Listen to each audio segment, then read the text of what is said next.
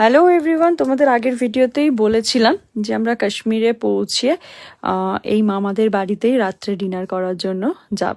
তো এই চলে আসলাম মামাদের বাড়িতে। এটা লতিফ মামা। দেখো আমাদের জন্য কত সুন্দরভাবে সব ডিনারের আয়োজন করেছে। ভীষণ ভালো ভালো টেস্টি টেস্টি খাবার ছিল। আমি তো একটারও আমার নাম মনে নেই, শুধু একটাই নাম মনে আছে, রিস্তা। তো এখানে চিকেন মাটন সব রকম মানে ডিশ ছিল।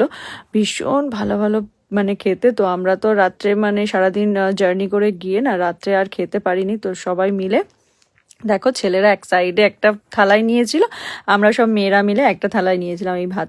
তো সব দেখো ডিশগুলো আমরা খাচ্ছি, ভীষণ টেস্টি ছিল। আর খেতে সত্যি সত্যি খুব সুন্দর, একদম অন্যরকম আমাদের খাবারের থেকে। ওদের খাবারটা, ওদের মশলাটাও একদম অন্যরকম থাকে। তো ভীষণ টেস্টি ছিল খাবারটা।